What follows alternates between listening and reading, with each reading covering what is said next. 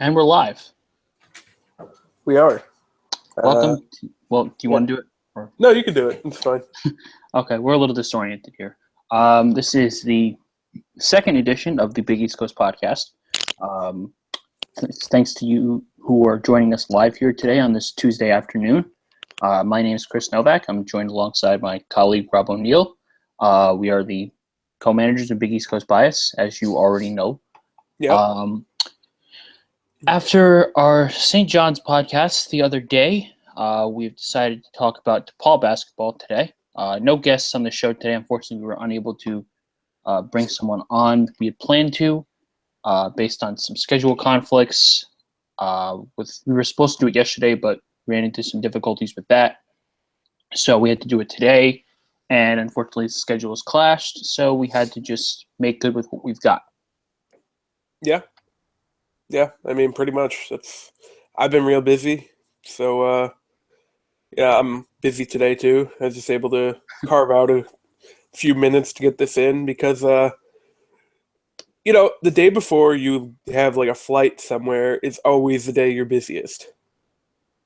And, tomorrow I'm heading out to the New York, New Jersey area to get my feet planted or whatever you want to call it for media day. Mm-hmm. And so yeah, but we were able to get this in today. We'll probably be back for another one Thursday, or if we do it Friday, it'll turn into a live commentary of whatever AL game we're watching at the time. So Thursday will probably be the better idea here. Yeah. Friday is probably a terrible idea. So some general conference news in the last week. Let's see here. There hasn't really been much going on besides I know Marquette has teased new uniforms. Yep. So those will be coming when Marquette Madness occurs, which I know they found out yesterday when that was going on. Let me see here. I believe Brewtown Andy said it was Friday night during the Cubs game. Yeah, because I know it was in our morning fast break this morning. So yeah, let's see here. Yeah, so, and I saw Georgetown got Wale for their minutes, which makes sense. He's from out there. Yep, he is a DC native, so that makes sense. So yeah, that's that. Marquette also didn't get Xavier Tillman after it kind of looked like maybe there was some late traction. The crystal ball picks came in late for Marquette, but yeah, I was kind of surprised considering who it was that made those picks. It was Meyer and Slater, and then a Michigan State insider also picked Marquette, but evidently the late traction was not enough to give Marquette Xavier Tillman, but life goes on, as they say. Yeah, I mean, we're now going on, this would be day 9 since we've had a Big East commit. Times are tough. Yes. Morale is low. Speaking of morale, every team started practicing yesterday. Every team looked good. Every team had a good practice. Yes. That's good. You don't have a bad practice the first day. Actually, you never hear of having a bad practice, so... Yeah, seriously, I'd love for a coach to come out and say when we're like, "Oh, how's practice? Oh, we played like shit. We have a lot to work on." So, our guys are not ready for this season. There are a lot of things we need to get done. Exactly. So DePaul. It is. By the way, it is not safe harbor hours to be cursing. So no, seriously, man, this is a family program. No tape delays either. So we do this live. That in there. We do this live, and if you're listening to the podcast, I don't edit the podcast. I just put it up as is. So, you get the raw, uncut stuff. Yep. So DePaul. They weren't very good last year. They were not. That seems to be a theme. But although they went 9-22, optimism. They had 2 of their bigger wins in recent memory. They did. in George Washington and Providence. This is true. And also, Eli Kane emerged as a quality freshman for them who's only going to get better. Yep. So, yeah. I mean, so just recapping last year, like you said, 9-22, 3-12 in conference play because they went to Marquette, picked up a win. Obviously, the win against Providence, and then a game against St. John's that I really don't remember. I do not remember that game either. I don't remember either DePaul St. John's game. I do remember the first one because it was at Carnegie. That much I remember. Okay. So yeah, I mean, it's kind of like St. John's where we have to just find silver linings. Like you said, Eli Kane was good. Billy Garrett continued to play well. You could tell they were kind of trying to change their style from Oliver Purnell to Dave Lato. They just didn't have the guys to do it. Yes, exactly. And, obviously Lato came in the end of March, so it's kind of hard to I think all the 3 or 4 guys that Purnell had last year are all gone now. So hold on, let me try and get their names here. See if I can remember them. Yeah, it was Omar Berry, DeVell Phillips, Fred Scott. And they're all gone. Mm-hmm. Tommy Hamilton's gone, which that was kind of weird with him and Lato. Never really seemed to work. He had a couple of DNPs early on.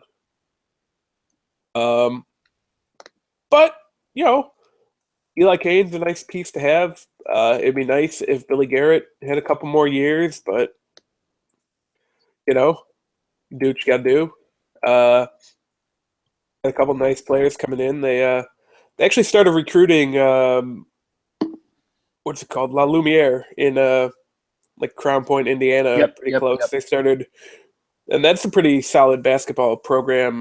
So they started kind of hitting that. They got a couple guys there coming in next year. So if you can kind of get that area, plus, some of the Chicago area, that's helpful. And they got Austin Grandstaff was a big piece to come in. Yeah, from Ohio State, right? Yeah. That's what I thought. And he's not eligible this year. Actually, that's his second time transferring, so he might be eligible this year. Hold on. I think I saw that he might have been eligible immediately. Let's see. Austin Grandstaff commits to DePaul. He'll be eligible to play in December with a waiver, but if it's not granted, then he'll be eligible next year. So look for that. Yeah, so a lot of nice pieces. Just getting back to last year for a minute. I think that George Washington win was one of the most improbable wins of the year for any team because DePaul just dominated them the whole time. Yeah, that was pretty emphatic. I remember going in to the season expecting that to be a pretty significant loss for them, but George Washington, I believe, was number 20 at that point. They had beaten Virginia already. Yeah. Come to find out, their players really didn't like playing for their coach, who's kind of a trash guy. Yeah, no, Lonergan's out of there now. Not really the best person to be around, apparently, considering the allegations that were against him. Yeah. So, which might explain some of the transfers that they had. I know Keith and Savage was one of them. So. Yeah, Derek Gordon. Yep. So yeah, but still a good win for DePaul. And then when they beat Providence, I think that was when Bentel messed up his ankle. Yes. Again. Yes. And one of the nights that Chris Dunn just couldn't shoot. Mm-hmm. But yeah, 2 good wins there. And there's your silver lining. Yeah, and some of their early losses, like to Seton Hall and Butler, were only by 4 and 5 points, and you got the gist of it that maybe they were They were fighting pretty hard, even though, moral victories, whatever. Yeah. But then as the season wore on, they just kept getting outclassed and, beaten down by 10-plus points. So it's really I'm not sure what the answer is for DePaul, but obviously they need to continue to try and dig themselves out of the hole that they're in right now. Yeah. Are we having our audio issues again? It sounds like, yeah, we're getting a little bit. I don't really know how to fix that. But it's coming from your side, so if you could unplug your headphones or whatever and plug them back in. But, yeah. Everything good? No, we're still getting it. Hold on. Weird.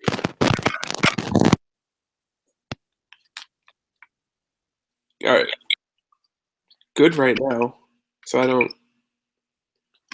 know if you can necessarily do it without headphones, but I mean, if you can hear me. yeah, no, you're good.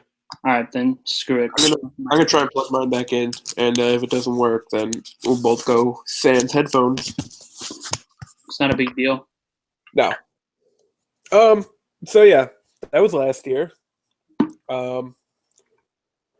They lost to Georgetown in a game that I think a lot of people probably took DePaul in the Big East tournament. Yeah, because the optimism wasn't exactly pretty high on Georgetown. So no, especially because Georgetown lost 6 games in a row going into the Big East tournament. Georgetown, who we will be talking about Thursday, by the way. Yes. But yeah, so that's DePaul last year. We kind of touched on the roster a little bit this year in the guys they're bringing in, like Devin Gage, Brandon Cyrus, and Levi Cook, a couple of the transfers. But, I think just looking at DePaul this year, some pretty decent looking guards and a lot of questions in terms of bigs. Yeah, you look at their roster, like you said, a couple questions about bigs because they only have 2 players listed above 6'7" in Levi Cook, a freshman from West Virginia, in the Elevate Sports Institute in Florida, and then Peter Rickbosch, Brewtown Andy's favorite walk-on from Chicago, St. Ignatius. But we kind of, I guess you can see, we've kind of touched on it with Villanova and talking about them. The Big East, although they have their fair share of bigs, it's not like basketball itself is transitioning towards going back to bigs dominating the game. Like the Big East is not so much a big man's conference right now. Yeah, exactly.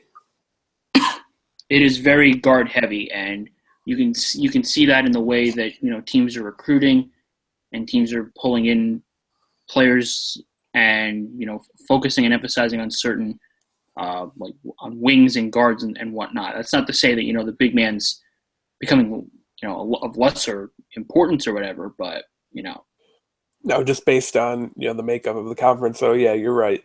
Exactly. But so it's not obviously the worst thing in the world, but I mean it's problematic.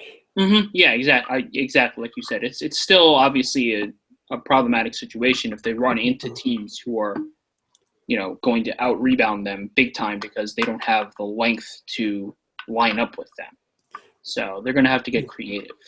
They have a lot of winnable games in the non-conference slate this year, though. This is true. Yeah, they open against Robert Morris, which Robert Morris has been decent in the past. I don't know entirely about them of recent. I think they were okay last year.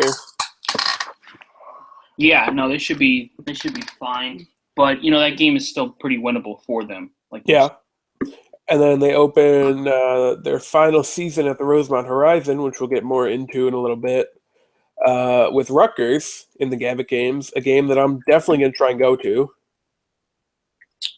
That should be the greatest Gavitt game of all time. And then Milwaukee, which I don't think Milwaukee is what they used to be. I No, mean, they were good last year. Never mind. yeah, no, they were pretty good last year. The Panthers, Yeah. 2013. Yeah. Missouri State, who seems to play Big East teams every year. Yeah, I've noticed that as well. They are. Well, I know because they used to be. I don't know actually if they were with. Were they with Creighton in the Missouri Valley, or am I thinking of someone different? No, I think Missouri State's in the Valley. I know they played Butler last year in Puerto Rico. Yeah, that I remember. Um, yeah, they are in the Missouri Valley. There you go. And then, so then DePaul will play Drake, who they beat last year in Iowa. I want to say Drake plays in Iowa, Yes, maybe. Okay. that is an Iowa school. Northwestern, which is a fairly winnable game. I mean, they took them to overtime last year. Definitely, yeah. That And game is also pretty winnable for them. Welsh Ryan is actually closer to Lincoln Park than Rosemont is, so which is always fun. Of course. Lamar should be able to pick up a win there. And then actually something that DePaul does really well here in December, they're going to Miami and Vegas. So, that's a nice time to take your trips. I would definitely agree with that. They play Temple in the Hoop Hall Miami thing, which, Temple's pretty good. Yeah. They come home, play UIC, Chicago State, Southeast Missouri State. Should be 3 wins. Then they go to Vegas, play Wyoming, and then Missouri State again or USC. Yep. So, and we'll see how USC does because I know They lost a lot. Exactly. Yeah, and I had read something. I forgot where I had read it, but it was like, oh well, they're kind of in a situation where I think it was I want to say it was Rob Douster of NBC Sports who said that USC is kind of a victim of their own success because they had a bunch of players who performed really well last year and then gambled on themselves and went to the NBA draft. So they're gonna have to reload. Yeah. Well, I think they're still going to be good. They probably should be better than DePaul, but you never know what could happen. So, but last year DePaul had in the non-conference portion they were able to win 6 games, and I see more than 6 wins this year. Definitely, yeah, I agree with that. I mean, they have to beat Rutgers. That might be the difference, but if they can't beat Rutgers, then they have a whole bunch of other problems because I don't think Rutgers did anything particularly great in the offseason. Not really, no. So that game is definitely very winnable for them. Room for growth. You win 10 games this year, you win 11, 12 games, It's like we talked about with St. John's. It's not going to happen overnight where you're going to go from being near the bottom to making the NCAA tournament. Because it can't happen like that. Exactly, unless you start recruiting your ass off, which DePaul hasn't done yet, obviously. I mean, they're working. They have a nice staff. Dave Lato seems like a good recruiter. Rick Carter is a fantastic recruiter. Yes. But yeah, I mean, it's a process. You got to trust the process. Yeah, exactly. So yeah, that's this year. And then their conference schedule. They go to the Pavilion to start, so we're not even going to bother with that. But then you get a winnable game at home against St. John's. And then they're at Seton Hall, which and then another home game against Providence. Then you go to Marquette and St. John's. So really, there's a chance that they can pick up a couple conference wins right off the bat. Yeah, I can see them getting St. John's, and then maybe if things bounce their way, they can sneak up on Providence, and then maybe they can get a win at St. John's as well in Queens. The game isn't at the Garden; it's at Carnesecca. So they're probably not going to start 3-0 like they did a couple years ago. No, probably not, unless something shocking were to happen. I think 2-3 is reasonable though through that 5-game stretch. They started 3-0, and they had to be in bracketology as a result. Yeah. Fantastic. I haven't even looked. Oh, there probably haven't been brackets lately. It's too early for that, but usually right around this time they pop out the first ones. Yeah. So we'll be on the lookout for brackets. But yeah, I mean, I think DePaul's schedule, they don't have like a one real bad stretch. I mean, they have a stretch where they face Villanova at home and then go to Butler and Georgetown, but for Georgetown's all really, intents and purposes, Butler and Georgetown aren't going to be, as good as they were. It's never easy to win in Hinkle, and I'm not going to say it's never easy to win in the Verizon Center, but yeah, I mean, Radford did it last year. yeah. They But don't really have Georgetown doesn't really have a home court advantage anymore. no. I don't know how to cure that or whatever, but I guess if you want to find a tough stretch, at Xavier versus Creighton versus Villanova at Butler. That's a pretty rough 4-game stretch right there. Because, I mean, I think the Creighton game, it's a 1 Central start, so it's definitely on the weekend, so you're going to have people from Omaha coming up. Yep. And then they close the Rosemont Horizon March 4th. Well, they don't actually close it. They're just leaving it.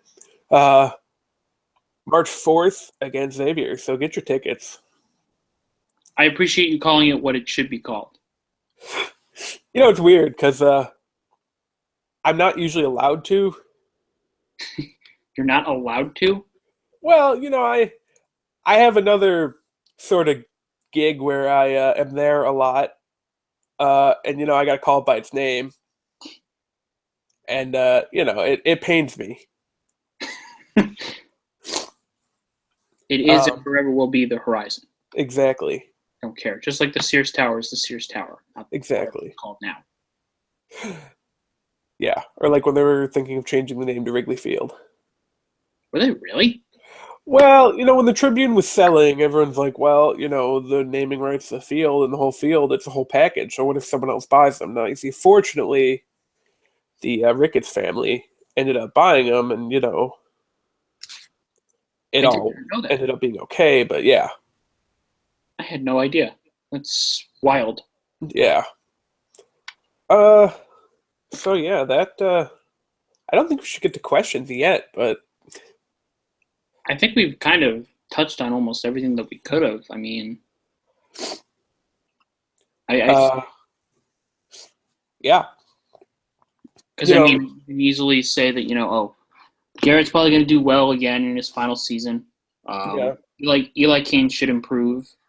Among the freshmen that they're bringing in, I think Devin Gage probably has the best chance to make a significant impact if he's going to be like the backup point guard for the second unit. That's fair. Then Brandon Cyrus will probably be all right as well. And if Levi Cook gets significant burn as their center, their second unit, or if he's above Rick Bosch, then he'll probably do okay as well. Yeah. Yeah. So, just real quick. Yeah, I promise we're not going to go into wrestling too much here, but I joked that if they didn't ask questions, we were going to have to just talk about wrestling at the Rosemont Horizon, and then someone was like, oh, well, when you do Marquette, can you talk about wrestling at the Bradley Center? So I think we are going to have to touch on wrestling a little bit at these arenas just because it's a thing now. So, yes. What was your favorite wrestling event at the Horizon?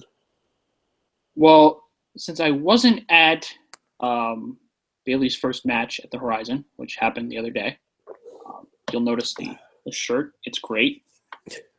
I mean, there's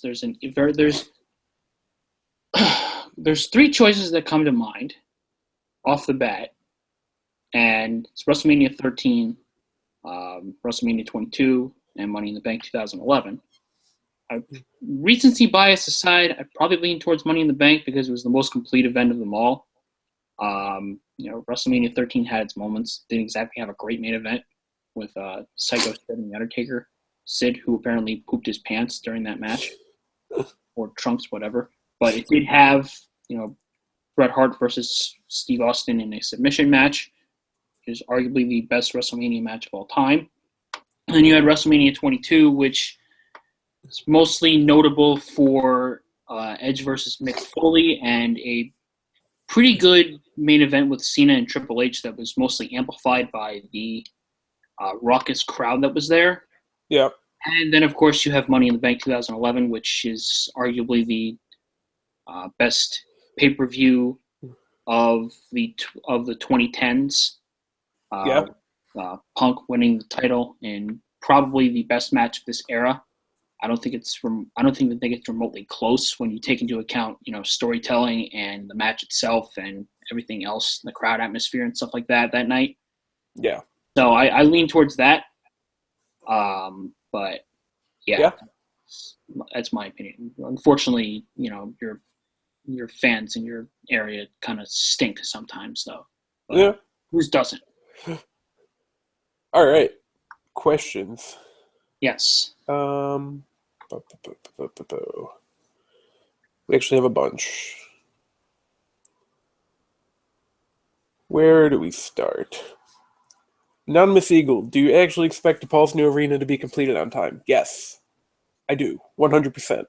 Because I don't think that if the arena wasn't going to be ready, that this Northwestern thing, Northwestern, they're renovating Welsh Ryan, and they announced the other day that they would be moving into the Horizon next year while they're renovating. I don't think they'd do that unless they knew 100% the arena was going to be ready. Correct. It's too big of a risk. Yeah, to try and run two teams there. Exactly, and two teams that run kind of concurrently to each other, so it wouldn't really make much sense at all. Plus a hockey team. Exactly. Yeah, no, it would be way too much. So yeah, no, the arena's going to be ready. I didn't think it would.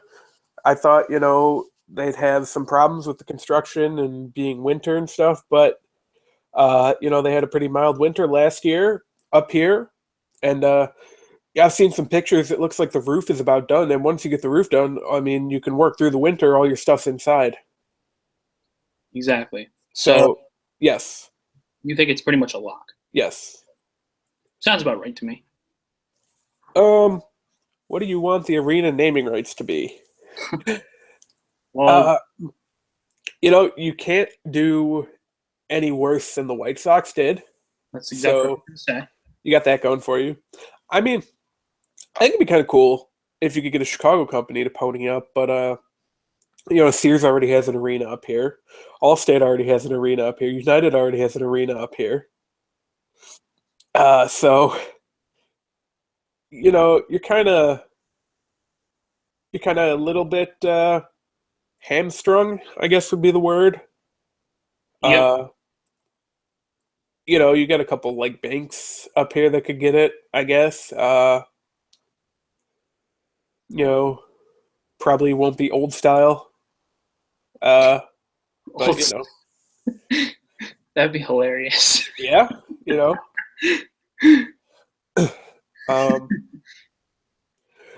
and Ben Gartland actually suggested Big East Coast Arena, so if they want to name it after us, I am on board. I'll cut the ribbon. I'll do whatever you need us to do. Yeah, just send us a contract so we can get some money out of it. Absolutely. What else do we got? Does the AD care about the men's team winning? Yes. And you know what? I get the narrative. DePaul's good at all this other stuff. Whatever. But you can tell she cares. She's at every game.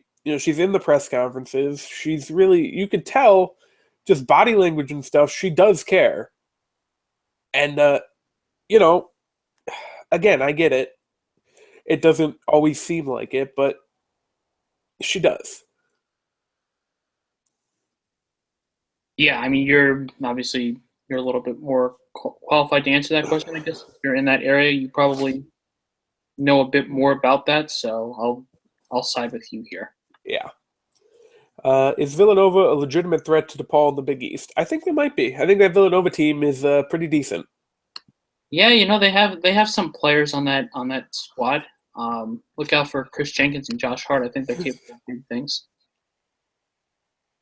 Actually, the last Villanova DePaul game at the Horizon, I was walking up down the hallway and almost ran into Jay Wright.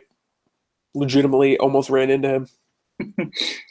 Yikes. Yeah, so that wasn't great. Over under 4 Big East wins. Ooh, I kind of want to take 4. I think 4 is a good number. Yeah, I think four is a good Might number. take the push here. Yeah, I'm gonna push as well. And how many games will there be more road fans than home fans? I mean, probably Marquette, probably Butler, maybe Villanova because of Jalen Brunson. I can see the Creighton game since it's a weekend. Yeah, but I mean, it really doesn't matter. No, no, really doesn't.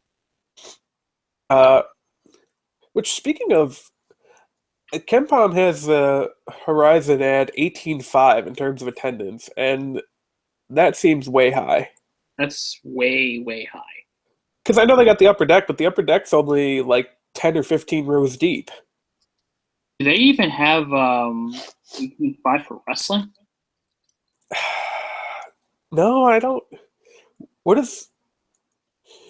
I mean, he's got the Bradley Center at 18.6, and you saw how much bigger the Bradley Center was than the Horizon.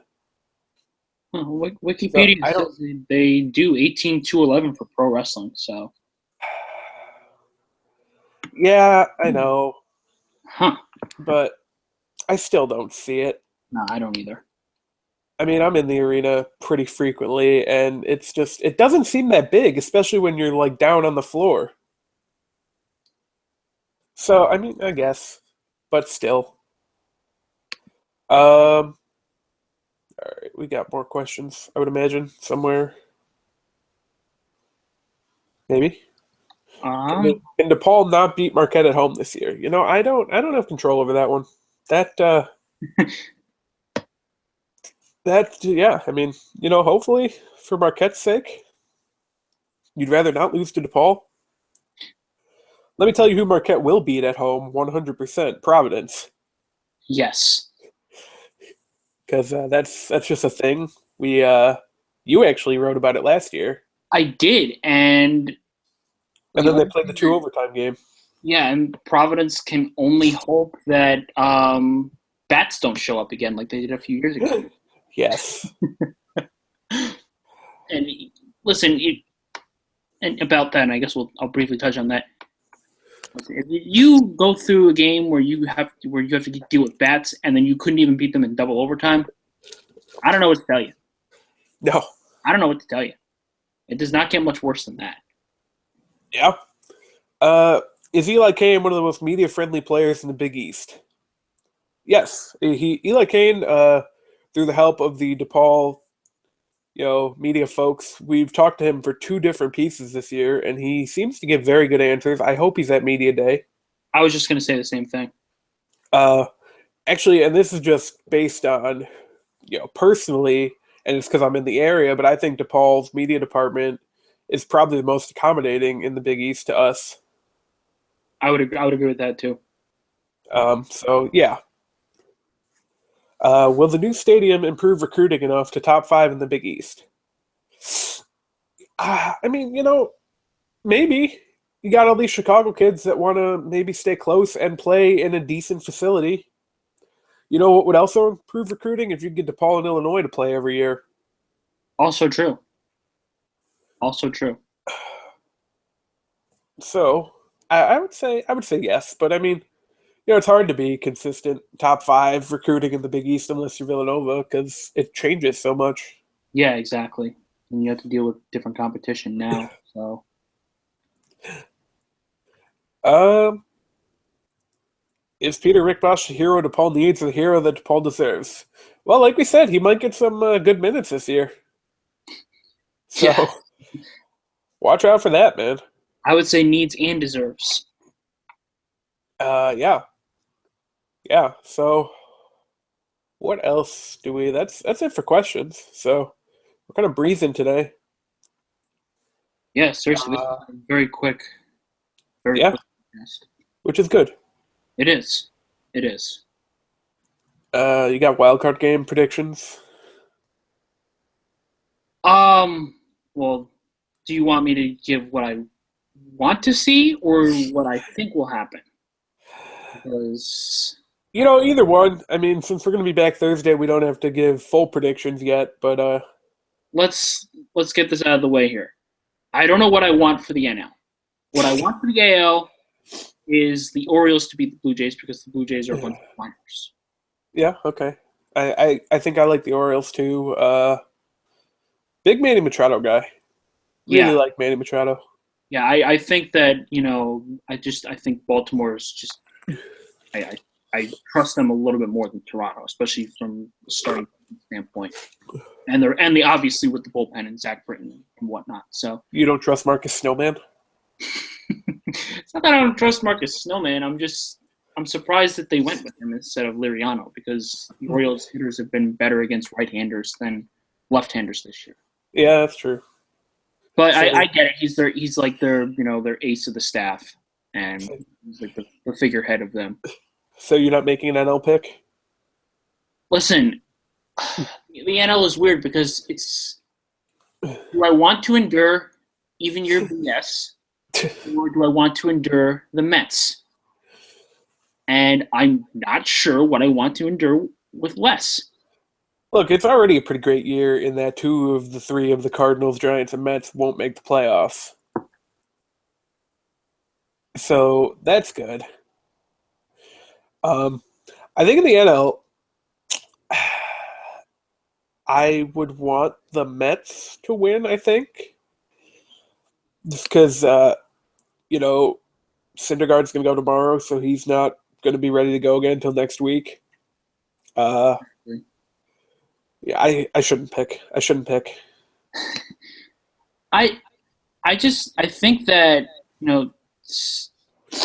Syndergaard. It's really tough because on one hand, both starting pitchers between Bumgarner and Syndergaard are really good. Yeah. But if it turns into a bullpen game, I trust the Mets more than I trust the Giants because the Giants' bullpen has been overtly terrible for months on end. Yeah. And, you can't abuse your bullpen in this case because I know it's a winner-go-home game but if the Giants were to use, Cueto in this game, if Bumgarner goes south, then that takes him out for a big chunk of the NLDS, which in a short series, you need those arms. Yeah. Because then you're poised to go with Jeff Samardzija for multiple starts. Which would be fantastic. I would love that. Of course, yes, that would be fantastic, but I don't know because the Mets have the same issue, I guess, because beyond Syndergaard and Cologne, they have a bunch of just guys that have been able to do well. But how long is that luck going to continue, and how long can they stay afloat? I'm kind of taking the Jake Arrieta approach to it. The Cubs are better than both of them. It's a fact. I mean, they definitely should be able to beat either one. Yeah. So, see what happens. Yep, we'll see. I think I'm gonna make a pick, and I'm gonna say that I think the Mets luck is gonna run out. I think the Giants win. Okay. I think that I just think that the Mets, commend them for it. Bless their hearts, but I think at this point, one game decided all. I don't know how they can keep this going because they shouldn't be able to. They shouldn't be able to, but the point is they're in anyway. But I think their luck has run out. Yeah. Yeah. All right. So I think we're about done here. Be back Thursday afternoon-ish. I'll be making a rough adjustment to Eastern time. Yeah, it's going to be a bear for you to deal with.